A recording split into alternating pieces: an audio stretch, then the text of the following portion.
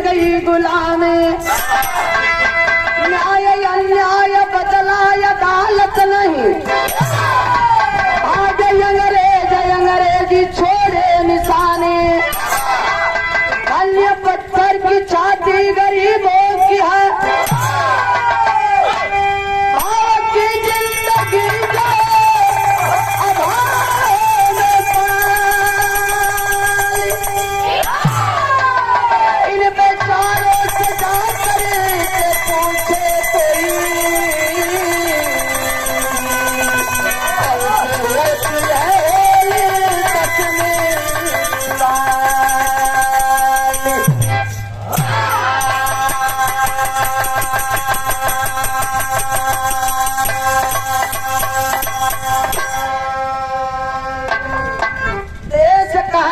आजाद हो ही गया, पर गरीबों की बस्ती में बस गई गुलामी। देश तो कागज में हमारा देश आजाद है भैया, कागज में हमारा देश आजाद है, लेकिन बाहर एक गरीबी हमारे समाज की। क्या मेरा समाज आजाद है? नहीं। धन्य है इन गरीबों की पत्थर की छाती, बाहर हिम्मत। कैसी होली, कैसी दिवाली, कैसी दशहरा, सुख हो दुख हो, नमक हो रोटी हो, झोपड़ी हवेली हो, किसी भी परिस्थिति में ही हमार समाज गुजारत बा। कागज में आजाद बा। 15 अगस्त 1947 को देश आजाद हुआ। 26 जनवरी 1950 को संविधान लागू हुआ। 1952 में पहला इलेक्शन हुआ, हम लोगों को वोट देने का जो अधिकार मिला। धन्य है बाबा साहब, धन्य है मेरा देश। आखिरकार में हम लोग आजादी के लिए परेशान हैं, सोच रहे हैं। तमाम पार्टियां बन रही हैं, तमाम नेता लड़ रहे हैं, तमाम लोग दलित की लड़ाई लड़ रहे हैं आजादी के लिए, लेकिन आज मेरा समाज आजाद नहीं है। आजाद थे आप लोग, आजाद थे। सोने के चिड़िया हमारा देश रहा कब? लगभग 3500 वर्ष पहले। भारत देश में हमारे न जात न पात, न भेद न भाव, न ऊंच न नीच, न अमीरी न गरीबी, न छुआ न छूत, अखंड भारत रहा।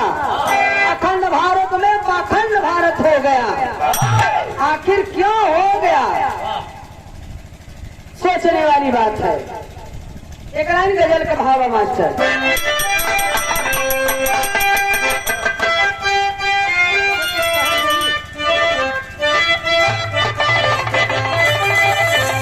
गजल का भाव कोनो प्रेमी अपने प्रेमिका से मिल के जात बा, लेकिन कहत बा कि हम कैसे जिया बात तोहरे याद में केवल दारू पिया। अच्छा तो जब पिए हो से पूछा, इस समय तो अंदर बैटरी चार्ज बतावत हो। बोल नेटवर्क। और एक आधी घंटा बाद लो लिख दे, 4-5 जहाँ बजी तहाँ स्विच ऑफ हो जाए हैं। तो उनकी की कर याद आई भैया? थोड़ा गम कम हो जाए। गम कम हो ऐसे में जहाँ पूछा उनके मुँह में माछी आवत जाते हैं। गजल का भाव मास्टर। अरे दिल लेके जा रहे हैं, अरे दिल लेके जा रहे हैं,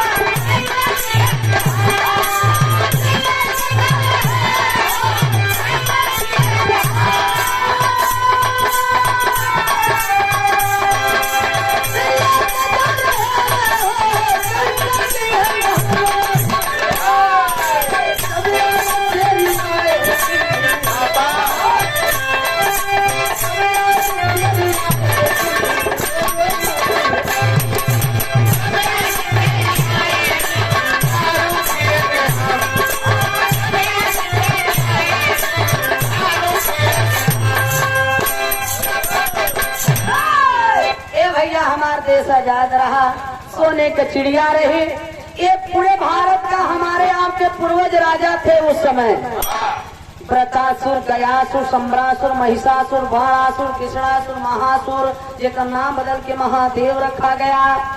आखिरकार में जात पात कुछ नहीं था, आजाद हम लोग के पूर्वज थे, राजा थे। आखिर में ये अखंड भारत में पाखंड खंड खंड कौन कर दिया, सोचने वाली बात है। आर्यों ने मेरे देश को, अरे यारियों ने मेरे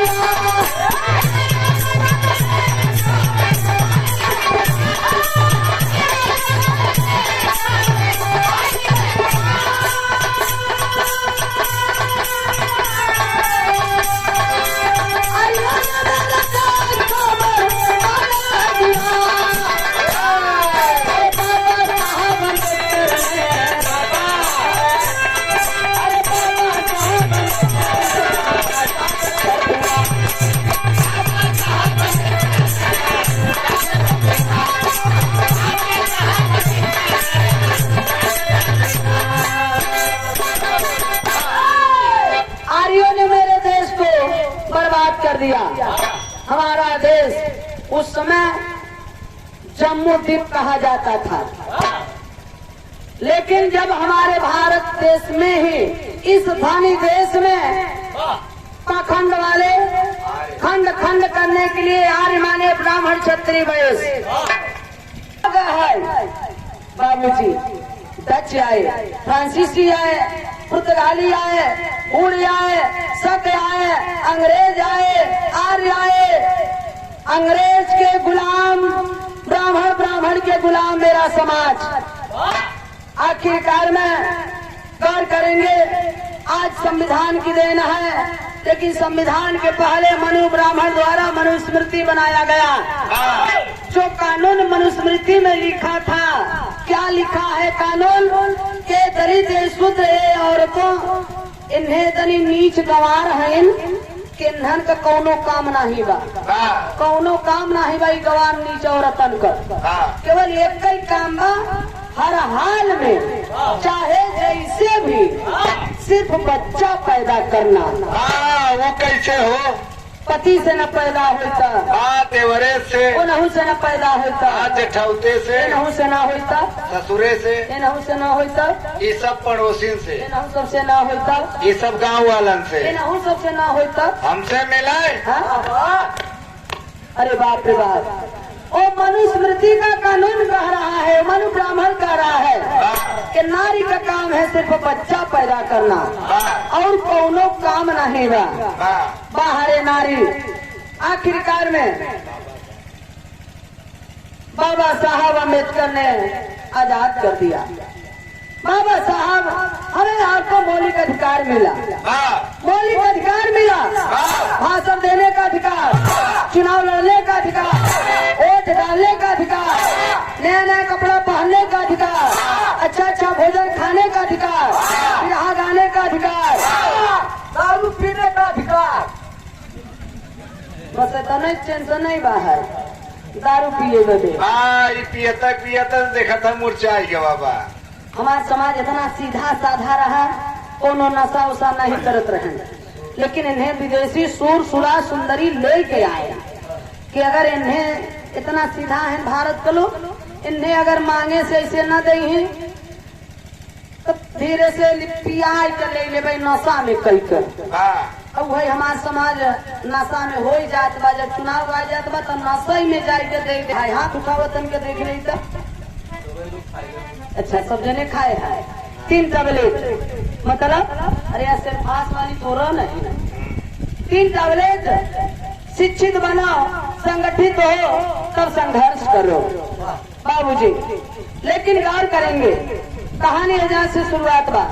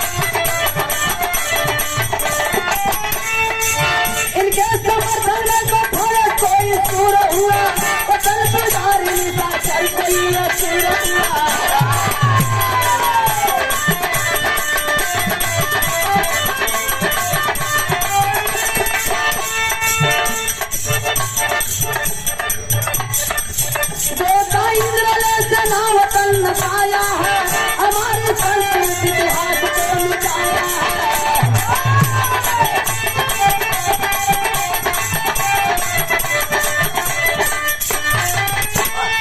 भैया हम तो जाने चाहे, अगर इनकर पूजा पाठ करत है तो इनकरे बारे में अच्छी तरह से जाने चाहे। पूजा पाठ उ माने पूरी, जा माने जानकारी, पा माने पाकर, ठ माने ठहर जाना। अगर हम इनकी पूजा पाठ कर रहे हैं तो इनके बारे में जानना चाहिए। काई पूजा लायक है कि चोर है, कि डकैत है, कि गुंडा है, कि उग्रवादी है, कि छिनरा है। पूजे लायक है कि ना। लेकिन हम सब इतने मूर्ख हैं कि पंडित जी के जेबा में हमेशा हमार तोहार देवता घूमत रहते। अगर गांव का प्रधान जी एक काली बालू गिरवाई दी है तो पंडित जी यही बेराय चिकन का पत्थरा ले यही कहीं कन्हन का साली का राम है। भले जाए के करीबा कुकुर पर पिसाबई करे रह, लेकिन हमार तोहार वो देवता है भैया हो। हम जिनको देवता कहते हैं इंद्र और विष्णु। अरे अब जो देवता है उनको देवता जय भीम बोलने में शर्म लगता है। 14 अप्रैल भरे की जगह जा जय भीम लगा हुआ नारा और जयंती मनौगा। फिर अगले साल 14 अप्रैल के जगह जा चोर लुटेरा ये डकैत ये गुंडा है आते हैं हमारे भारत देश में। इंद्र ने जब आया तो पूरे भारत में घूम घूम के पहले हम लोगों का इतिहास खोजा, हम लोगों के बारे में जाना और हम लोगों का इतिहास जलाया।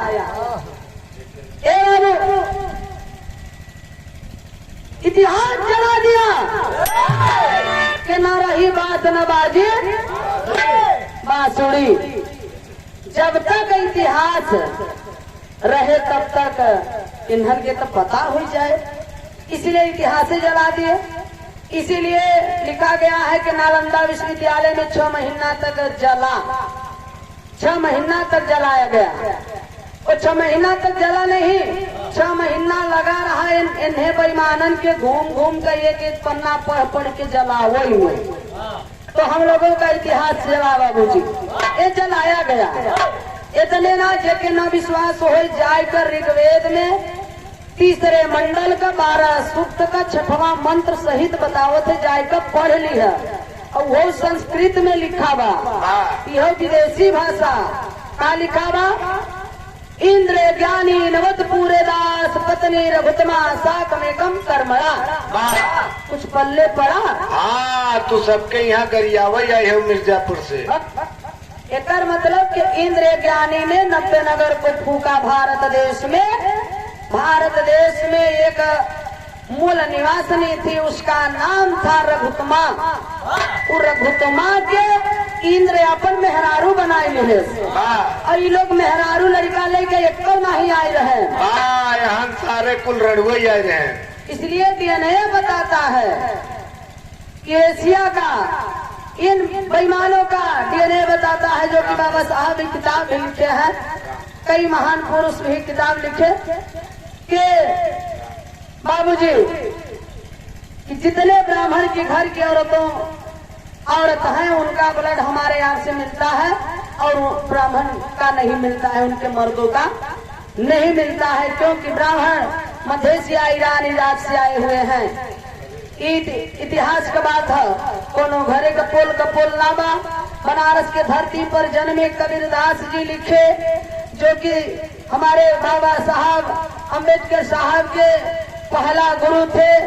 तथागत गौतम बुद्ध जी, दूसरे गुरु कबीर जी और तीसरे गुरु राष्ट्रपिता ज्योतिबा फूले जी। ए भैया इतने ना कबीरदास जी लिखे, पहिर जनेऊ जो बाभन होना, पहिर जनेऊ जो बाभन होना, मेहर क्या पहिरायो, घर की सुतरन भोजन पर से तू पंडा क्यों खायो। कबीरदास जी कहते हैं, हे ब्राह्मण तूने गाय खा लिया, जनेऊ पहन लिया, अपने बहनी संगे सो लिया, ये बरुआ हो गया, पक्का बाभन हो गया, और घरवा जब भोजनवा परोसता तो है वो तो भारत को सुधर ही है। ओके का पहनाया अपना तो जनेऊ टांग ले बाभन दिखावा, लेकिन ओके का पहनाया। ए बाबू कौन कवि जी आगे हमारे भाव लिखे हैं। आखिर में हम लोग दलित रहते हैं, हम अपने आप को क्या मानते हैं कि भैया हम लोग शूद्र हैं, शूद्र हैं। अरे हम सिंह हैं, लेकिन आए छत्री समझने वाले अपने औकात जानो कि हम लोग क्या हैं। ब्राह्मण क्षत्रिय वैश्य तीन के छुड़ा के बकिया जितने अहिर गलेरिया चमार मुसहर पासी धोबी दहीकार केवट माझी मल्लाह बिंद भूमियाल जितने भी हैं सभी लोग शूद्र हैं। जिनके ना विश्वास हो जाए तो मनुस्मृति में पढ़ लिया, उनमें हमें शूद्र का लिखा गया बा। अहिर गड़ारम शूद्र चमारम बिना गुनाहम पंच पनाहम। अहिर गड़ारम शूद्र चमारम बिना गुनाहम पंच पनाहम।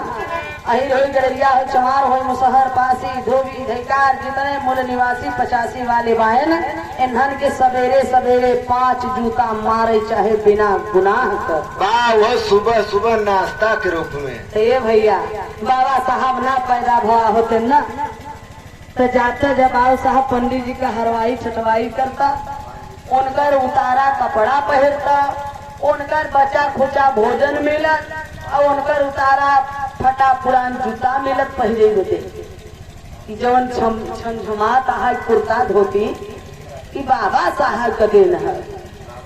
अब ये नार सरो सरगम के जवन देखा था शरीर ढकावा ये बाबा साहब का देन बा।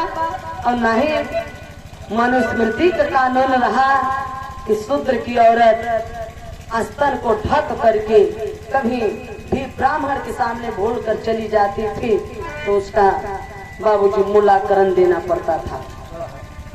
ए बाबू ये तले ना बाबा साहब न पैदा हुआ होते तो 5 जूता रोज मरा था भैया है। 5 जूता तो हम मरा तू 5 जूता हो न मरा तो जो लेटा है। धन्य है बाबा साहब। तो हम लोग थे कैसा पहले तर्ज बदल के मास्टर।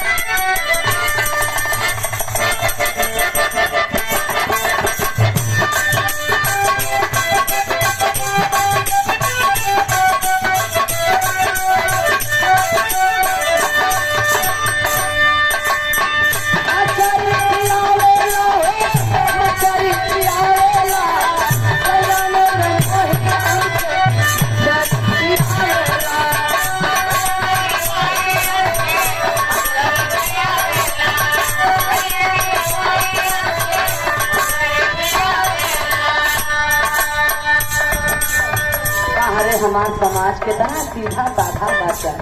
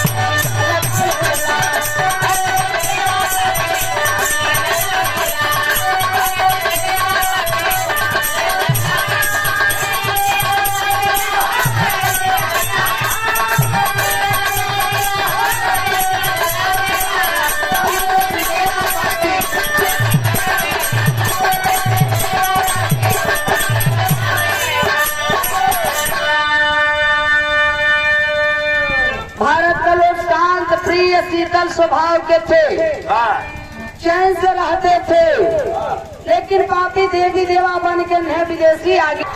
आखिरकार बेतने ना हमारी संस्कृति कहाँ गई, हमारी सभ्यता कहाँ चली गई।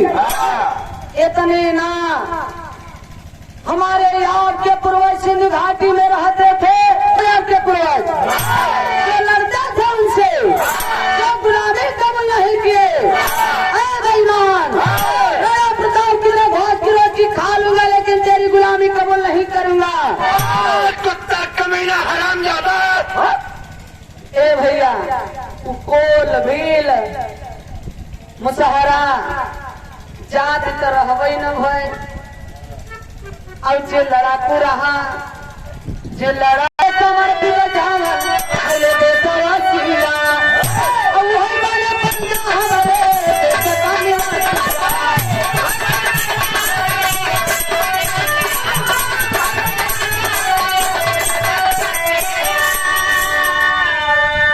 कोई मोची में सर कोई महिला उठावेला, बन देव देवा पापी अगिया लगा देला। जाति रहबई न भय माने डर, जे डराई गए कि हे बालसा पंडित जी तोहार गुलामी कबूल करब, हमें बगल में ही रखिला, खेत कियारी बलगन ले ला, हमरे में हम लोगों को बांटी, फूट डालो राज करो। एक जात में वो 7 जात, बताओ कितनी जातियां हुई। 50,000 जात। हम लोगों को जात में बांट दिए। आज वही हम लोग बटा के बटाई है, चमार है तो चमारे में याद करी है, अहिर है तो अहिरे में करी है, पाल है तो पाल में, भिंद है तो भिंद में। तो भैया हो पंडित जी के बियाहे का शादी वाला जन कार्ड आवत है, रच के पढ़ लिया, वो लोग बेटी और रोटी का रिश्ता कैसे करते हैं, एक चैनल में बधे रहते हैं। वो कैसे शादी कैसे करी, डूबे हैं तिवारी में, तिवारी हैं तो पाड़े में, पाड़े हैं तो पधिया में, पधिया हैं तो मिस्री में, मिस्री हैं तो सुकुल में, सुकुल हैं तो ओझा में, ओझा हैं तो झा में। गोत्र चेंज कई के शादी करत थी, और गोत्र चेंज कई के शादी करे से जब लड़का पैदा होता, हाइब्रिड पैदा होता। हाँ तब चाहे हमारा समाज IAS PCS करे रहे, अनपढ़ ब्राह्मण के बेटवा आए तो हाँ बियाह करवाई दे। ए भैया तो आज हम लोग वही कमर टूट गया है, कमजोर हो गए, जातियां में बट गए, कई धर्म हो गए, खंड खंड में बट गए हैं, हम लोगों को बांट दिया गया। लेकिन कवि जी टेरी का भाव लिखे हैं मास्टर,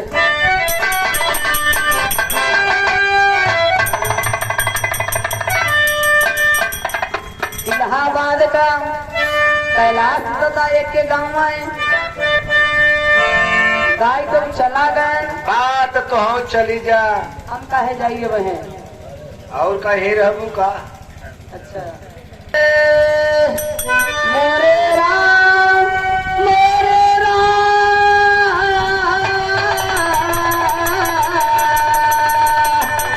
भोले बाबा जोगिया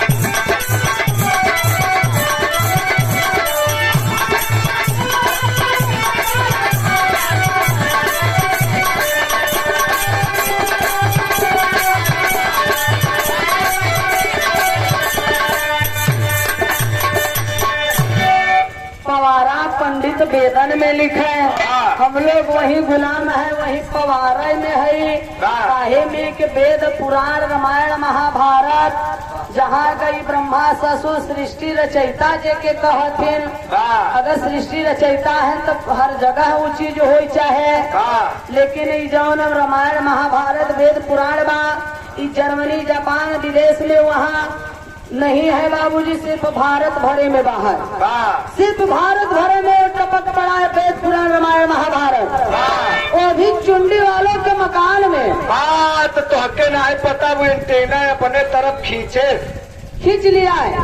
इसलिए पवारा पवारा का लिखा गवा बा, शंकर जी अंजनी के काने में बीर डाल दे तब हनुमान जी पैदा हो गए। बात कनवा में डलले से हो।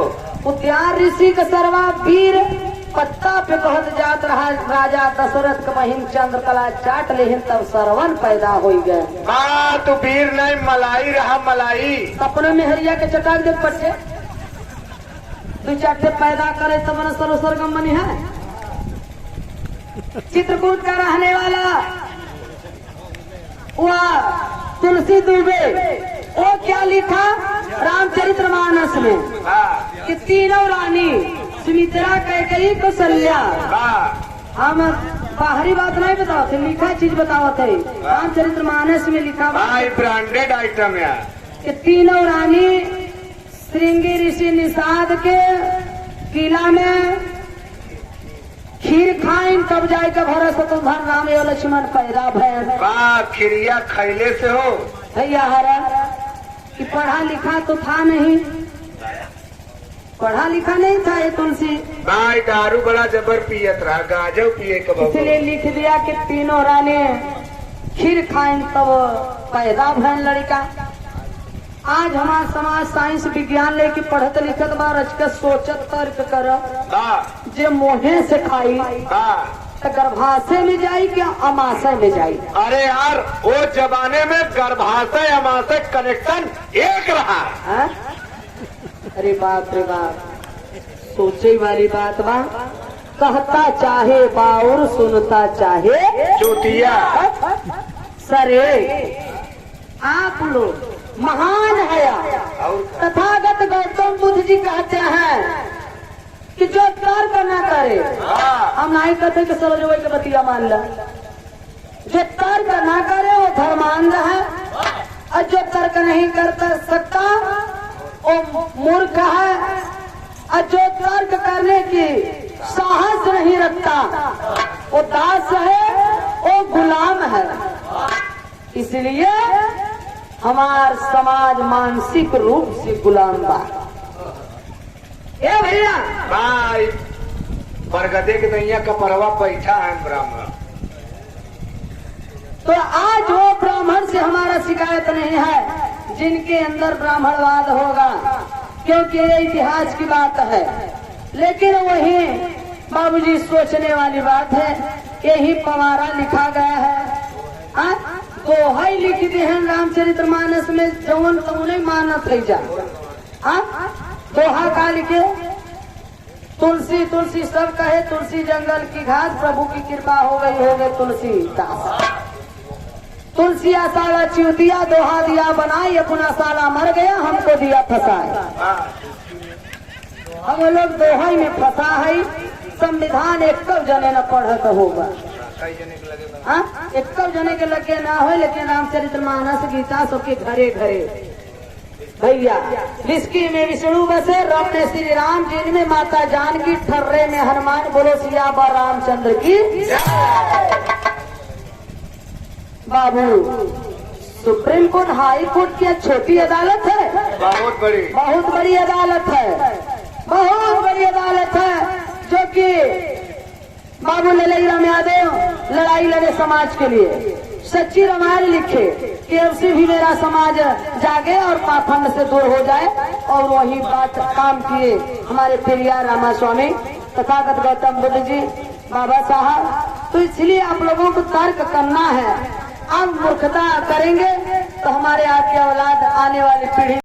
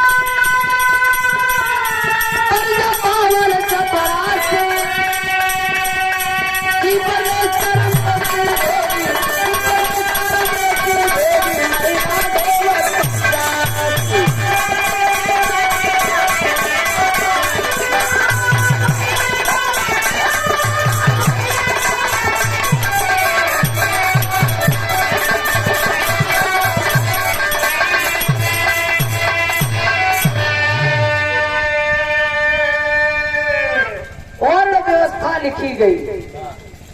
ब्राह्मण, क्षत्रिय, वैश्य और शूद्र लिखी चीज बताओ थे कि ब्राह्मण ब्रह्मा के मुख से पैदा हुआ, क्षत्रिय भुजा से, वैश्य पेट से और शूद्र तवाना पैर से। हम एक औरत है सोचत है कि दुनिया में आवे बदे सब कर एक ही रास्ता बा।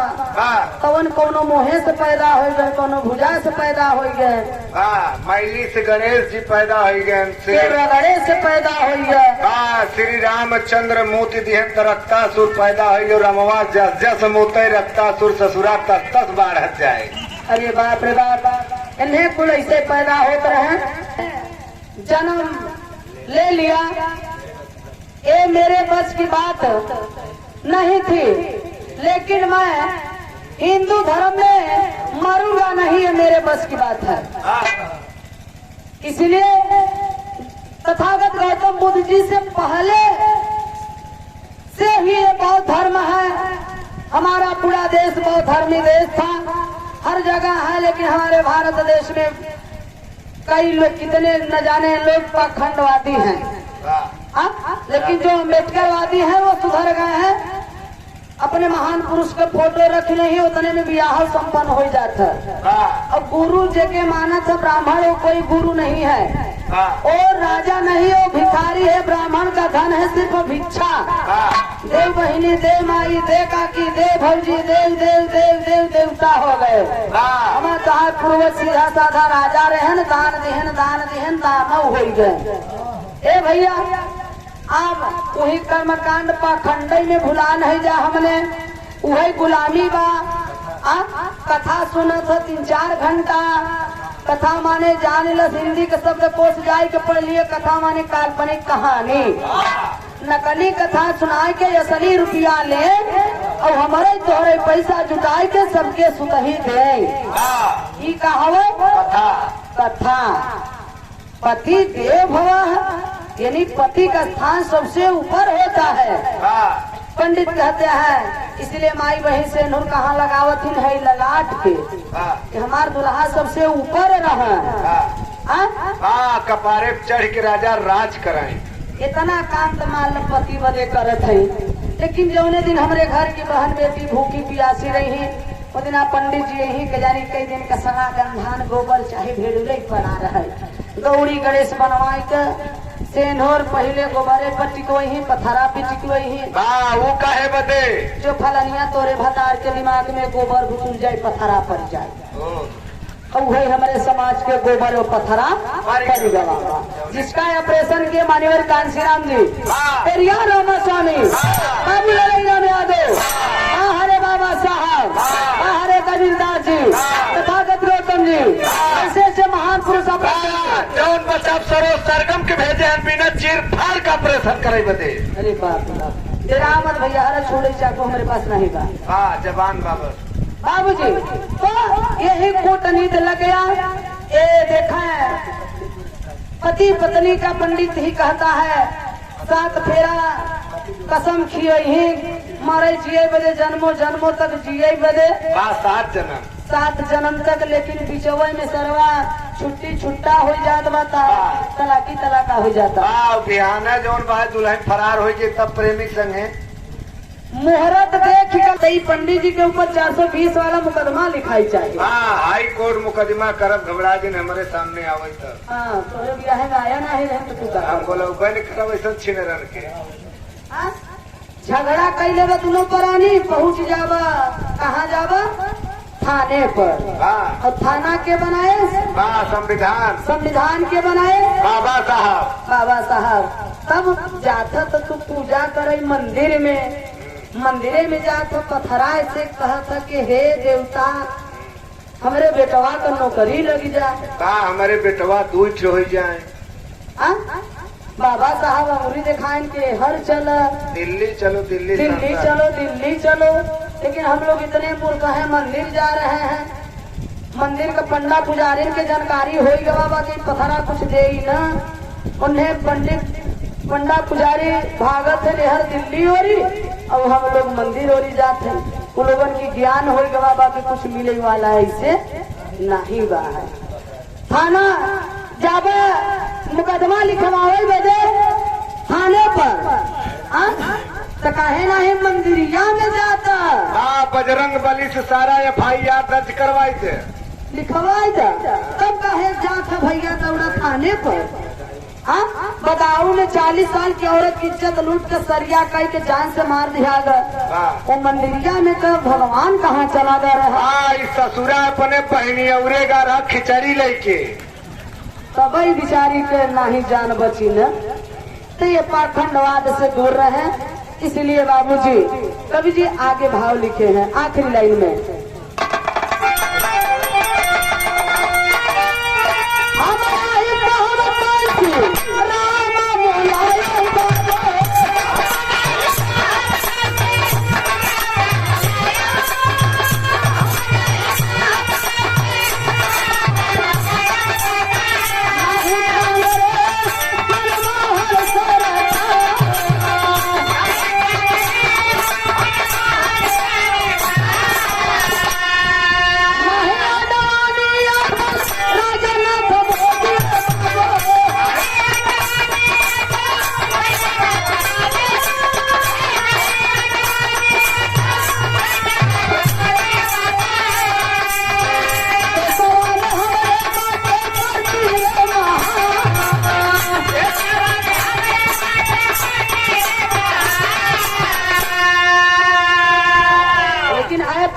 थोड़ा सा ध्यान दीजिए क्या जाति पाति से ना करो हमारा जो समाज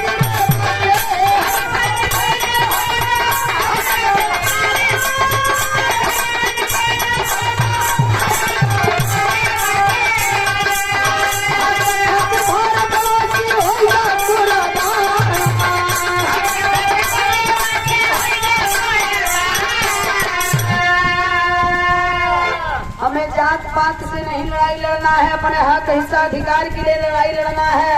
इसलिए बाबा साहब कहते हैं कि बदला क्या लोगे अपने आप के अंदर बदलाव लाओ। अरे जो पीता है वो गरजता है। इसलिए तुम मिर्जापुर से आके गाजीपुर में कर देता हो। इसलिए शिक्षा बहुत जरूरी है। अब 2022 तो बीती गवा है लूट खाई लिहन बेईमान हम तो है। अब देखा 2024 में ही उन लोगन से तनिक अब सतर्क हो जा भैया हरा नहीं बड़ा लात खावे हम तो और समाज लात खाते बा रोज देखते है ताजी घटना हवे बाबूजी चंदौली का आप लोग देखे होगा सोशल मीडिया के जमाना बा बेईमानन का निशान बतावत है कैसे है।